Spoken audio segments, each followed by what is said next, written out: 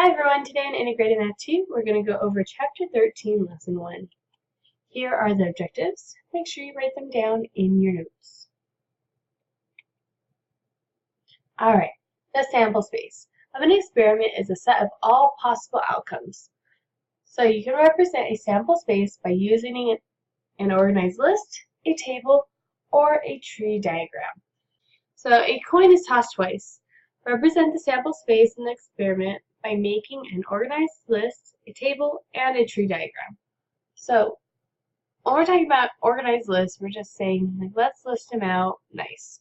So the possible outcomes that you can have if you have a coin that's flipped twice is that it's heads, heads, heads, tails, tails, tails, or tails, heads. These are the four possible outcomes. Next, as you can see, it's in a table format here. It's like heads, heads, tails, heads, heads, tails, tails, tails. Or you could do a tree diagram. Think about this as like the factor tree. So your outcomes are heads or tails.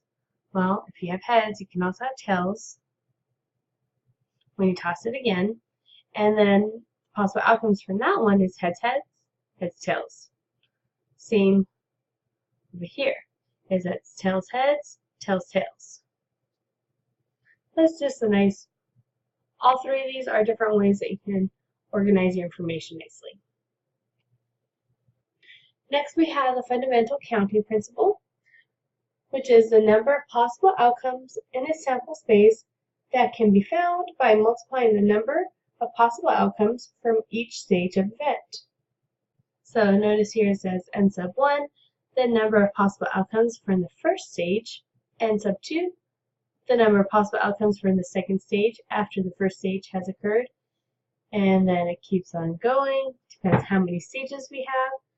N to the sub k, we can have infinite amounts of stages. K is whatever we want it to be.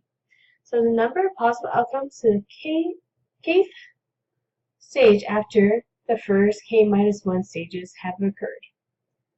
Then the number of possible outcomes for the stage for this k stage experiment is n sub 1 times n sub 2 times n sub 3 continues to n sub k.